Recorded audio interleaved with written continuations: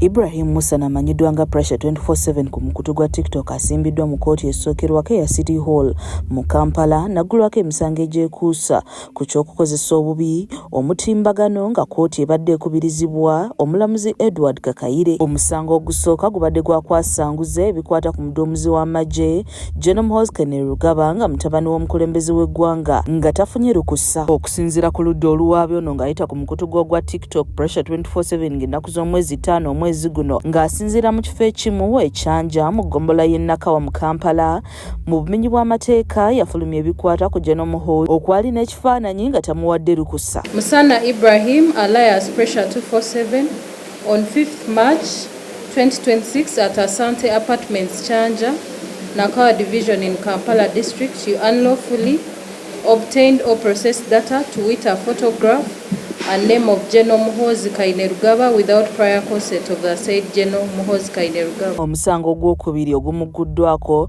kwekozesa olulimi olufuga obukyayi mu bantu ekikontana n'etteeka erirungamya enkozesa y'omutimbagano. Musana Ibrahim alias Pressure 247 on 5th March 2026 at Asante Apartments Chanja, Nakawa Division in Kampala District, using a computer via TikTok account at Pressure 247, shared information about or relating to General Muhoozi Kainerugaba, Chief of Defence Forces of Uganda People's Defence Forces, that he is not fit to hold the office of Chief of Defence Forces, which information is likely to ridicule or degrade or demean the said General Muhoozi Kainerugaba. Musana ategeezezza kkooti nga ye bwe yamugamba okukomya okweyita erinnya lya Luwangula lyagamba nti lya jjajjaawe. Is it true or false? It is false. I only told him to stop using the name Luwangula, and Luwangula is my grandfather's side what he says as a second. Oludda olwabiri lutegeezezza kkooti ng'okunoonyereza ku musango guno bwe kukyagenda mu maaso. Wano omulamuzi Edgar Kakayire amuwadde omukisa okuyimbulwa kakalu ka kkooti wabula Musana n'amutegeeza ng'abantu ababadde balina okumweyimirira bwali tebategeezeddwako okuva lwe yakwatibwa. Now,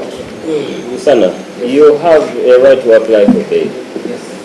Would you want to apply? They didn't tell my sureties when I was coming to court. Yes, nobody was contacted when I was arrested. I was arrested on you, and they did phone calls or whatever outside. Okay. Yes. Bw'atyo omulamuzi amusindise ku alimanda mu kkomera e Luzira okutuusa ng'ennaku z'omwezi 26 omwezi guno lw'anaddamu okulabikako mu kkooti. So as soon as you get the chance to communicate to them, let them know they can come and we'll see how to assist you. Otherwise, I'm going to remand you into custody until the 26th of this month. Brian Kiberu yakusakidde emboozi eno ku lwa KSTV agaleero.